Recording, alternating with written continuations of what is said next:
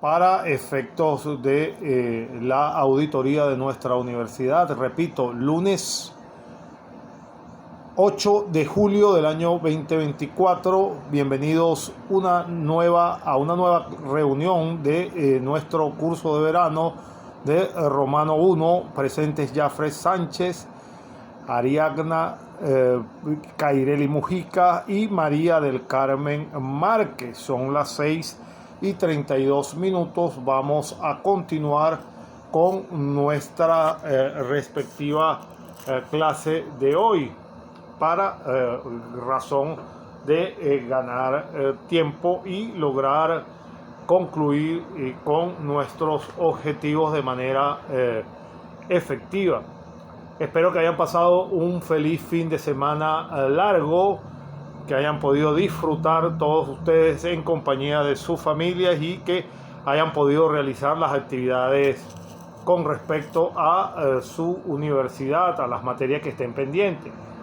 Eso por un lado. También por ahí el día sábado les envié parte de un audio en continuación de parte de la clase que teníamos que ver el jueves, que por razones ajenas a mi voluntad no pudimos hacer esa conexión. Espero que lo tengan por ahí, lo hayan escuchado para así darle continuidad a nuestra clase.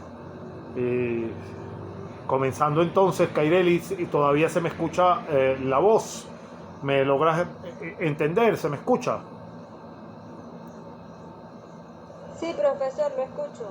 Bien, perfectamente. Entonces, vamos a terminar con este tema de el matrimonio. Nos falta por ver, emparejándonos con ese audio de unos 30 minutos que les envié. Nos falta continuar con la disolución del matrimonio.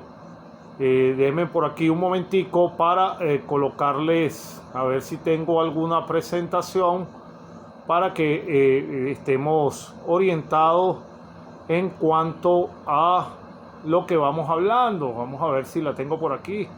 Sí, por aquí tengo una. Vamos a esperar que aparezca entonces para yo mismo guiarme por el orden de la materia.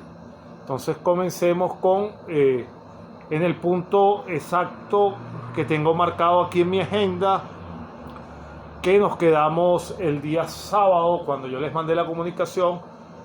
Nos faltaba por discutir la disolución del matrimonio. En nuestra época, la institución del matrimonio se ha trasladado hasta nuestra época. Está contemplada perfectamente en nuestro Código Civil.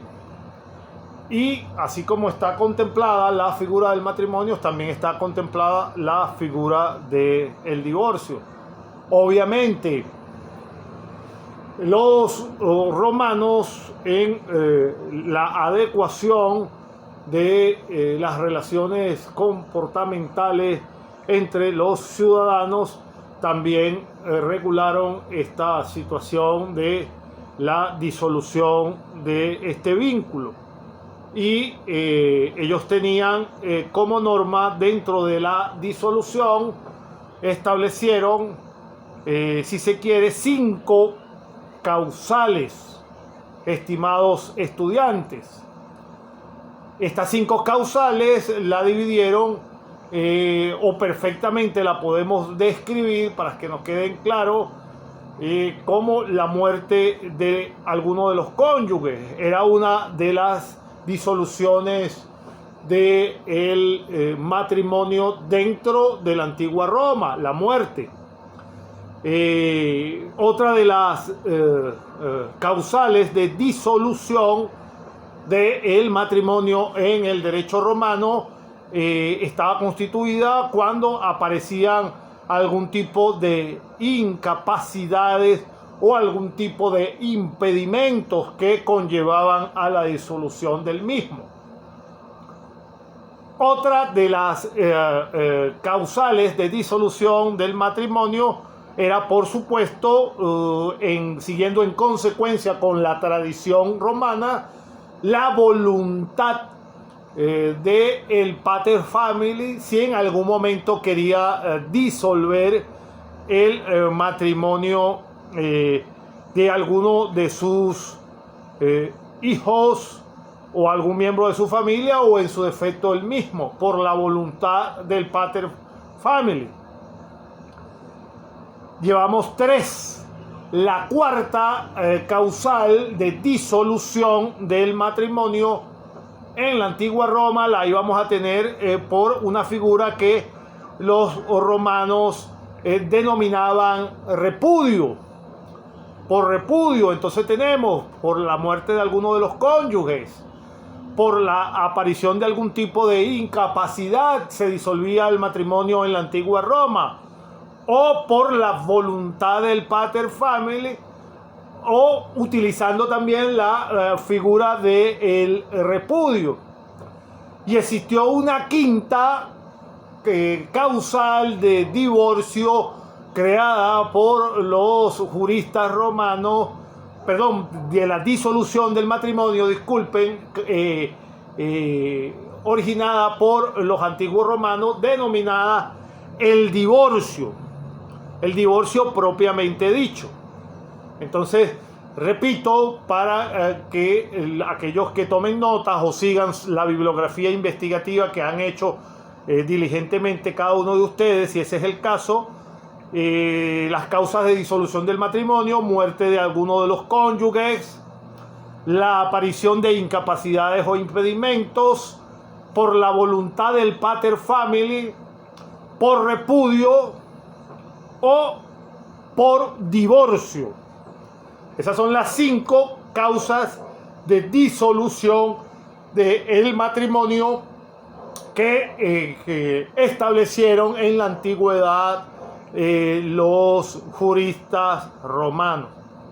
Ahora bien, desmenucemos cada una de ellas de manera sucinta, breve, pero concisa, que se entienda perfectamente, aunque muchas de ellas hablan por sí solas. La primera causal que describía señalaba que era por la muerte de uno de los 2 cónyuges. Por supuesto, obviamente, al desaparecer físicamente alguno de los cónyuges, el vínculo matrimonial por naturaleza se disolvía. Ahora bien, ¿qué sucedía después de la muerte de alguno de los cónyuges? Por lo menos en el caso del marido, era la salvedad que podía inmediatamente, después de que si fuese el caso que fallecía su señora esposa, él podía perfectamente volver a contraer nupcias inmediatamente. Lo mismo pasa en la actualidad, traspolándonos a nuestra figura actual. Si uno es casado y se divorcia, y la esposa fallece, o el esposo fallece, alguno de los 2 cónyuges, perfectamente al día siguiente puede volver a contraer matrimonio cualquiera de las personas. Eso sucedía en Roma. Pero en cuanto a solamente el marido, era el único que podía casarse inmediatamente. La mujer debía guardar una especie de luto obligatorio que se lo exigía la norma, que consistía en aproximadamente 10 meses. Esos 10 meses fueron posteriormente, en la época del derecho clásico, aumentado inclusive a 12 meses. Esta situación se debía a lo que los romanos denominaban la turbatio sanguinis, figura que los romanos denominaban a la acción de ese luto necesario que debía guardar la mujer en la antigüedad para poder contraer nupcias. Y esta razón se obedecía en principio para que no existiera a futuro la confusión en cuanto a la proge o la descendencia que tuviese esta mujer. Es decir, que se guardara el suficiente tiempo entre una unión y otra para que a la hora de la comprobación, se los dejaba yo por el audio en la semana el día sábado en corriente, para los efectos de la prueba de paternidad. Si alguno de ustedes logró escuchar el audio, les refería en cuanto a la prueba de paternidad que, si bien es cierto, se basaba en presunciones, el hijo concebido durante el matrimonio tenía, por supuesto, por padre al marido de la misma persona. Pero la preñez, el tiempo de preñez, los romanos establecieron el tiempo de periodo más largo en 300 días y el más corto en 180 días. Para la comprobación en caso de separación, esa era la comprobación que le daban en cuanto a la paternidad para el reconocimiento de los hijos. Este mismo caso de comprobación de la paternidad era más o menos homologado a cuando moría el cónyuge masculino. Entonces, por eso es que existía la prohibición para la mujer de contraer nupcias, sino guardando en un inicio 10 meses y posteriormente los 12 meses. Era para evitar esa confusión en cuanto a el reconocimiento de la paternidad, que no se confundiera con su nuevo esposo la posible concepción que podía haber tenido con su cónyuge muerto. Hasta ahora se escucha todavía, María del Carmen, 6:43. Se me escucha todavía, ¿se me entiende? Sí, profesor. Gracias, María. Entonces, si me escuchan y si me entienden, continuamos. Esto en cuanto a la muerte, por supuesto, de alguno de los cónyuges. Como colorario de ampliación de esta misma información, debo comentarles que indudablemente si aún la mujer insistía pues en casarse, de todas maneras no guardando pues esta debida, si se quiere, luto extensivo, si aún desconocía la ley y contraía nupcias. Buenas tardes, Yerile, bienvenida a nuestra clase del día de hoy. Gracias, profesor. Bienvenida, Yerile. Entonces, si aún persistía en casarse, aún teniendo esta prohibición de los 10 meses y luego extendido a los 12 meses, tanto ella como su marido podían correr el riesgo de ser tachados de infame. Y de igual manera, los ascendientes que hubiesen tenido autoridad sobre ellos, que permitieran esta unión no preservando las costumbres. Entonces, de esa manera, pues, si se desoía esa disposición, podían ser tachados de infame, no solo ellos, sino los ascendientes que tuviesen autoridad sobre ellos. Eso en cuanto a la primera causal de disolución del matrimonio, la muerte de alguno de los cónyuges. La segunda causal, cuando hablamos de el surgimiento de incapacidades o impedimento, hablamos de que las capacidades y los requisitos que deben existir, no solo al principio de contraer las nupcias, óigase bien, las capacidades y absolutamente todos los requisitos que se deben tener, que se deben cumplir de acuerdo a la ley para adquirir o unirse matrimonialmente con otra persona, para asumir ese compromiso matrimonial. Esas capacidades, esos requisitos deben permanecer continuamente durante la duración del matrimonio. No solo basta con cumplir esos requisitos al principio, antes de contraer las nupcias, sino que deben continuar permaneciendo estos mismos requisitos, estas mismas capacidades a todo lo largo de la duración del matrimonio. Entonces los romanos señalaban, por ejemplo, que la reducción a la esclavitud era una causal de la disolución del matrimonio. Es decir, la disminución de algún tipo, de alguna de sus alguna de sus capacidades.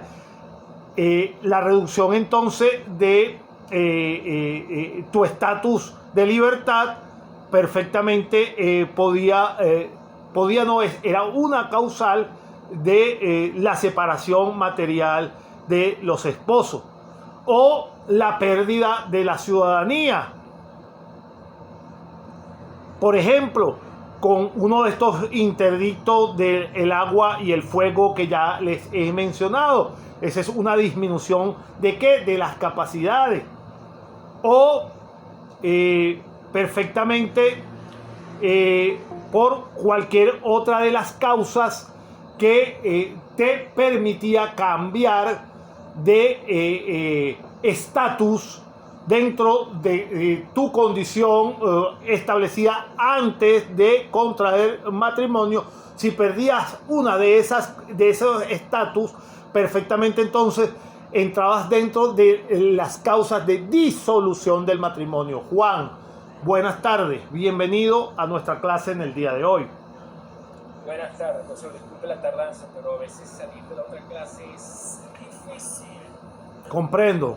Tranquilo, no te preocupes. Lo importante es que estamos aquí, estamos conversando, Yerilé y Juan, de la disolución del matrimonio, parte de lo que nos falta para culminar este tema, disolución del matrimonio.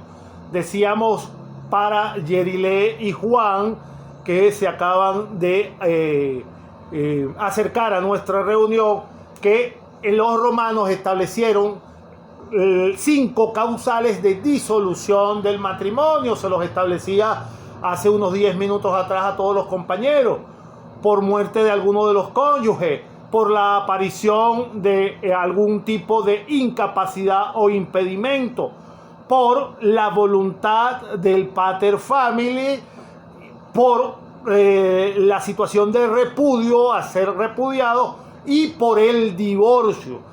5 causas que definen la disolución del matrimonio en la antigua Roma. Ahora bien, cuando hablamos de la voluntad del pater familiae, cuando, por supuesto, en los primeros tiempos, el pater que había consentido que la persona que estuviese bajo su potestad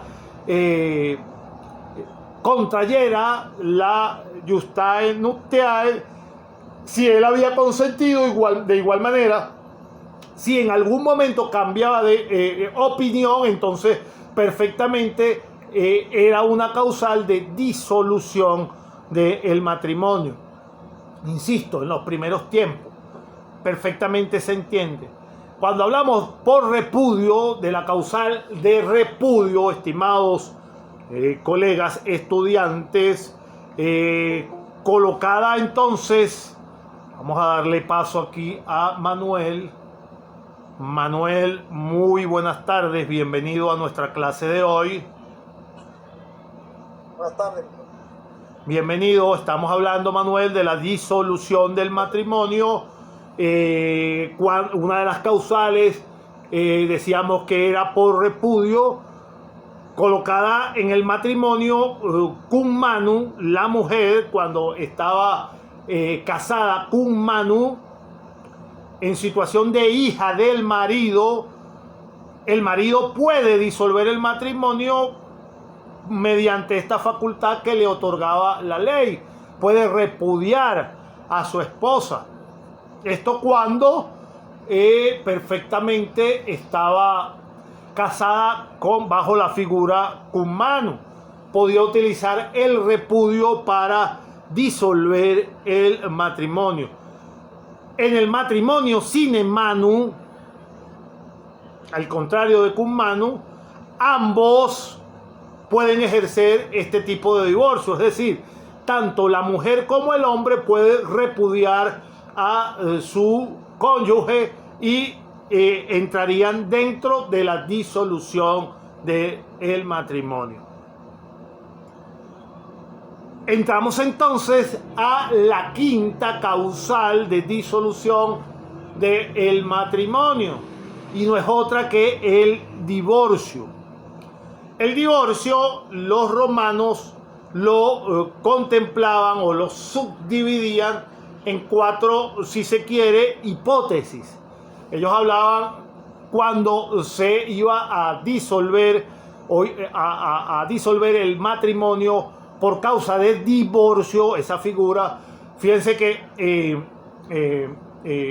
perfectamente diferenciaban unas de otras porque sentían varias causas, insisto, de disolución del mismo, y a una de ellas la denominaban ellos el divorcio. Perfectamente. Nosotros en línea general indudablemente reconocemos que el matrimonio se acaba por el divorcio, y obviamente, por supuesto, por la muerte de alguno de los cónyuges.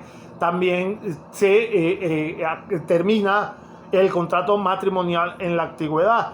Entonces, los romanos, dentro de las causas de disolución del matrimonio, teniendo el divorcio como una de esas causales,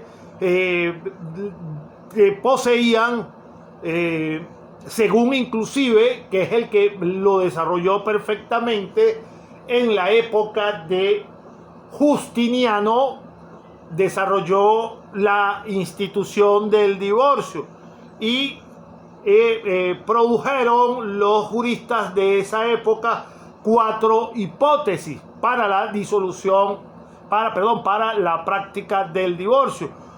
Una primera hipótesis que no producía ningún tipo de sanción para ninguno de los cónyuges, era la que denominaban el divorcio bona gracia, es decir, de buena fe.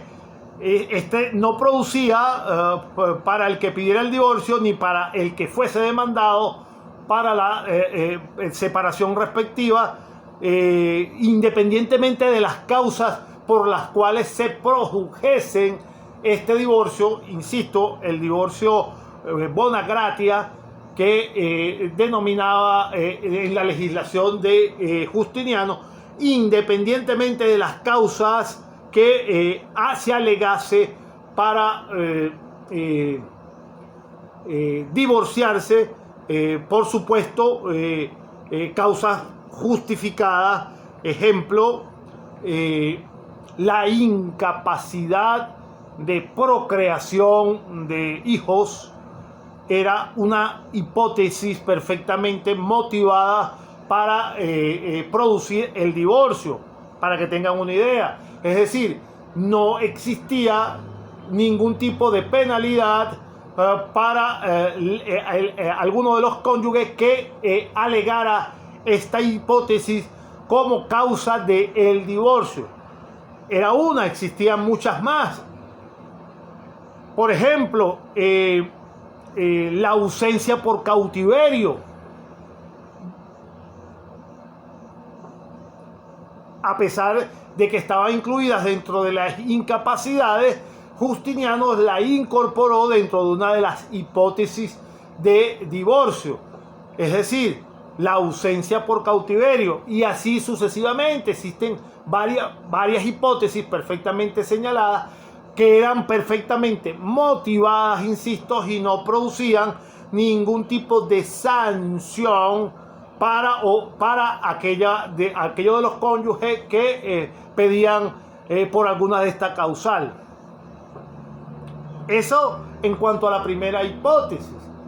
La segunda hipótesis dentro del divorcio que solicitaban los antiguos romanos en la antigüedad, se trataba del común y consenso, que era el consentimiento de ambas partes, es decir, por mutuo acuerdo.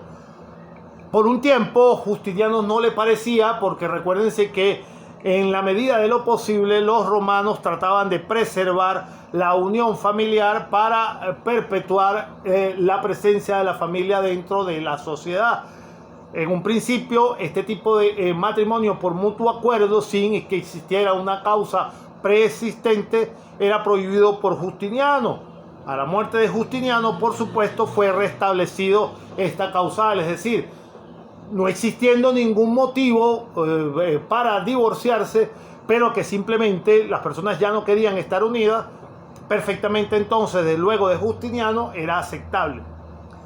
La tercera hipótesis era el divorcio con justa causa, como señala la bibliografía, que era por la voluntad de alguno de los cónyuges, pero con la motivación de inculpar la verdadera razón a otra persona, a su pareja. Este caso se daba cuando, por ejemplo, alguno de los cónyuges era tachado por el otro por alguna causa de reprobación, es decir, cuando era considerado o era descubierto siendo adúltero o adúltera, cuando alguno de los cónyuges era visto practicando ejemplos impúdicos para la antigua Roma y para la sociedad moderna actual también, como por ejemplo la prostitución, y cuando por ejemplo era descubierto dentro de algún tipo de conspiración política contra la república o el imperio, etc. Es decir, este divorcio en justa causa perfectamente podía ser alegado por algunas de las partes demandando a la otra por esos comportamientos que no consonos con lo que debía ser la relación perfectamente matrimonial. Y en cuanto a la cuarta hipótesis que manejaba del divorcio, según el derecho justiniano, insisto, era el divorcio pero con sine causa. Es decir, es igual a el de justa causa, perfectamente igual. Uno de los cónyuges demanda al otro, pero esta vez sin que exista ninguna causa de culpabilidad del otro cónyuge.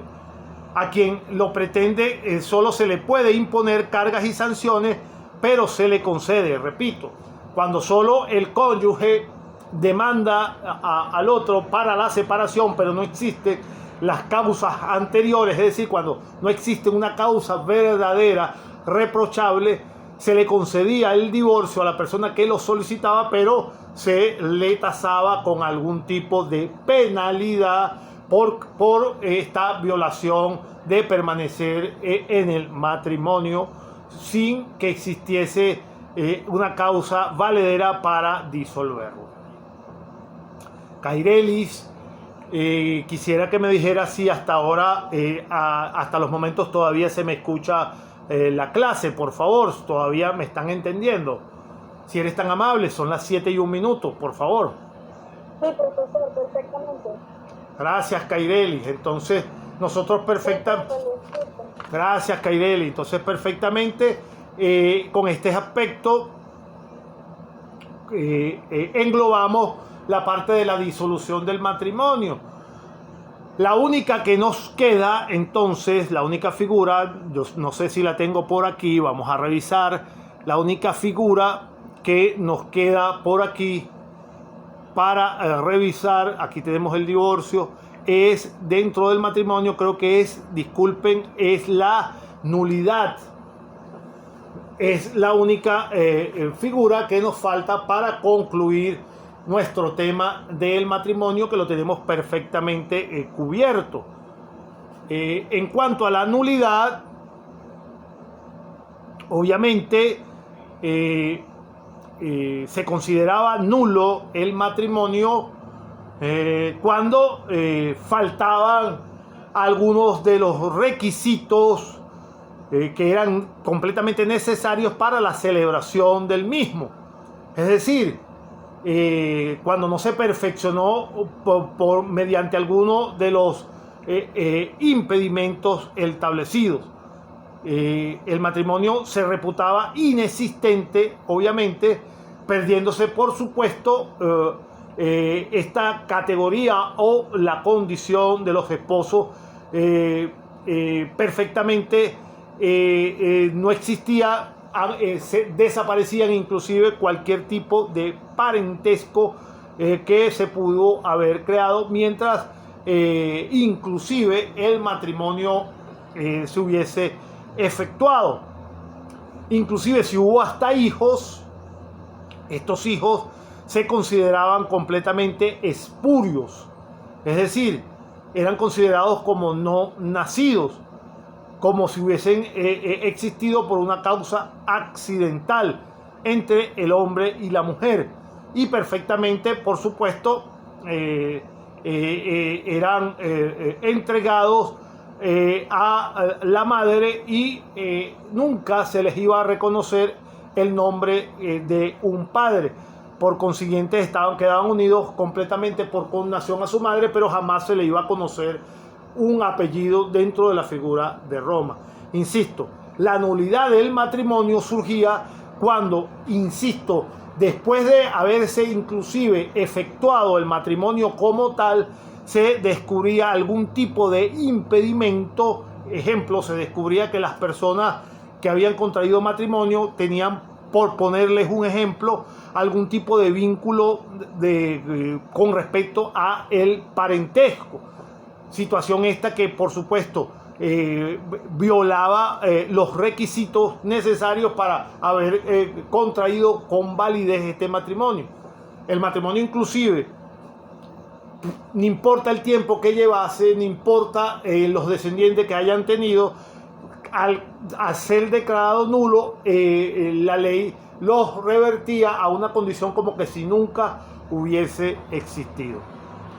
Con esto finalizamos el matrimonio hasta los momentos en el día de hoy. Si existe, antes de continuar, mis estimados estudiantes, alguna pregunta, es hora de hacerla. Por favor, mientras yo tomo un poquito de agua para continuar. Si existe una pregunta, por favor. Y si no existe una pregunta, me indica, profesor, siga adelante para yo saber que me están escuchando. Profesor, una pregunta. En el derecho romano existía la figura de la bigamia, aparte del matrimonio. En el derecho romano existía, pregunta Manuel, para todo el curso, si lo escucharon, si existía la figura de la bigamia. No, como tal, la bigamia es una creación nuestra. Es decir, no existía como tal una figura parecida a la bigamia. ¿Por qué? Recuerden, ¿por qué no existía? Era penado, era el adulterio. Como causal, inclusive como figura que podía reprimirse severamente. Inclusive las autoridades podían inclusive castigar no solo a hombre o a mujer severamente con el adulterio, hasta inclusive podían hasta relevarlo de la autoridad de jefe de familia. En algún momento de la historia de Roma, el adulterio llegó a ser considerado un crimen público con castigo de relegación a una isla, es decir, expulsión del territorio romano, y no solo expulsado del territorio romano, que ya sí te hacían, te despojaban de tu ciudadanía, sino que te prohibían por el resto de tu vida volverte a casar. Pero ¿por qué no existía esta figura de bigamia? Recuérdense que no debemos ver el matrimonio en Roma como lo vemos nosotros. El matrimonio de nosotros en el derecho civil se firma un acta, es decir, se firma el contrato como tal. El matrimonio romano, si bien es cierto que estaba avalado por las leyes y las costumbres romanas, no era un requisito de ley, sino era un formalismo habitual de sus costumbres ante la ciudad. Eso era una representación de comportamiento público y notorio de convivencia marital. No era un contrato como tal firmado en presencia de alguna autoridad investida de imperio, jurídicamente hablando. No sé si me logras comprender la idea, Manuel. ¿Qué sucede en la figura la figura que pregunta nuestro compañero Manuel? La figura de la bigamia es una figura que está contemplada dentro del Código Penal nuestro y establece ¿qué cosa? Que establece es el que contrae nupcia, el que contrae matrimonio, es decir, el matrimonio es un contrato, y que el que asume otro contrato similar con otra persona no habiendo roto el primer contrato, es decir, hay un contrato firmado. Y si tú contraes matrimonio teniendo un contrato válido, estás cometiendo ¿qué cosa? Fraude. Estás defraudando a las otras personas y a la persona con que contraíste matrimonio actualmente. Por eso es que existe esta figura delictual de tipo penal, está tipificada dentro de las leyes venezolanas, por ejemplo, en las leyes actuales venezolanas, porque sí, el matrimonio nuestro sí es un contrato formal de ley que está certificado por un funcionario público que avala que ese contrato se está efectuando bajo las estrictas condiciones que proclama la ley venezolana, y es de fiel cumplimiento. Al tú violar esas disposiciones contractuales con la ley, tienes que hacerte cargo de esa violación. ¿Entiendes la diferencia, Manuel? ¿Se entiende, Manuel, y para todos? ¿Se entiende la diferencia de una figura y otra? ¿Por qué no se establecía esto como delito en Roma y aquí sí? Ok, perfectamente. ¿Alguna otra pregunta, mis estimados estudiantes? Bien, si no tenemos más preguntas, vamos a tratar de avanzar un poco más dentro de nuestra clase. Vamos a ver, según una chuletica, y discúlpenme aquí la coloquial que yo me tengo por aquí yo mismo, exactamente para yo no perder el hilo. Es una de las formas que tengo yo dentro de nuestra rutina para ir más o menos ubicándome, adaptándome a lo que tenemos que continuar. Vamos a continuar entonces ahora, pasamos este tema del matrimonio, vamos a abordar nuestro tema de la adopción. Fíjense, ya por supuesto, en estudios anteriores hemos manifestado, por supuesto, que la familia romana, a la familia romana se entraba por dos formas: por el medio natural, es decir, por nacimiento, o por la aplicación del derecho. Ya eso lo tenemos perfectamente claro. Esas eran dos formas para ingresar a la familia romana: por los medios naturales, es decir, siendo concebido por el padre y la madre, o por los medios aplicados por el derecho. Es decir, perfectamente se podía ingresar a la familia romana primeramente por la naturaleza, ya eso queda obvio, y también se podía ingresar por medio de las figuras jurídicas creadas por los romanos que ellos denominaban la adopción, la adrogación y la legitimación. Esas eran las tres figuras que se podía ingresar a la familia por derecho. Existía una cuarta, no se deben olvidar, la figura del convenio in manum.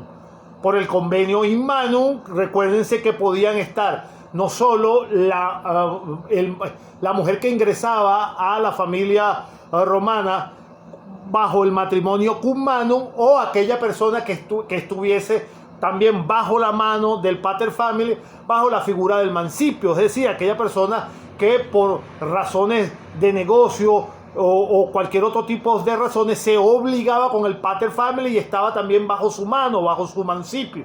Es decir, esas eran las figuras por las cuales se podía pertenecer o ingresar a la familia romana dentro de la antigua Roma.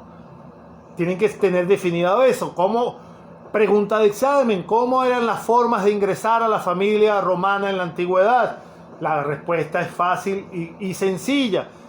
A la familia romana se ingresaba por los medios naturales y por medio del derecho. Por medios naturales, por la concepción o por ser engendrado debido al matrimonio concebido, y por las cuestiones de derecho se podía ingresar por medio de la adrogación, la adopción, la legitimación y por el convenio in manum. ¿Estamos claros hasta ahí? ¿Cierto, Juan? ¿Todavía se me escucha? Perfectamente, profesor. Bien, gracias, Juan. Entonces, la adopción, si la queremos definir para conceptualizarla, era simplemente una institución que tenía por objeto, ¿qué cosa? Tenía por objeto era hacer egresar a un alieni juris de una familia determinada, o sea, de otra familia, hacerlo salir de otra familia y hacerlo ingresar a la familia a la cual lo iban a adoptar. Quien adquiere la nueva familia, adquiere, o el nuevo pater iba a adquirir la patria potestad por el procedimiento organizado por la ley. Ya sea, insisto, por un procedimiento, por adopción, por adrogación o por legitimación o por el convenio in manum. Entonces, perfectamente, esa es una definición técnica jurídica que podemos dar. Diga qué es la adopción, ya sabemos cómo podemos perfectamente definirla. La adopción es una institución que tenía por objeto egresar a un alieni juris de una familia original y hacerlo ingresar a una nueva familia donde iba a ser adoptado, mediante la cual iba a adquirir la patria potestad, su nuevo pater, por el procedimiento que era conferido por la ley. Hasta aquí, entonces, perfectamente vamos bien. Ahora, la adopción, obviamente, para el derecho romano no fue concebida por una cuestión de bondad o de prodigar acopio, hogar a los desamparados. No, aquellos huérfanos. No, esa no era la óptica o la finalidad que perseguían los romanos en la antigüedad con respecto a la adopción. La adopción en Roma fue creada con una perfecta definición, con un fin específico, los cuales perfectamente ellos los desarrollaron. Uno de los primeros objetos que perseguía la adopción, por supuesto, era para la filosofía romana suplir la naturaleza para un hombre que no había tenido hijos, es decir, reparar ese daño que la naturaleza le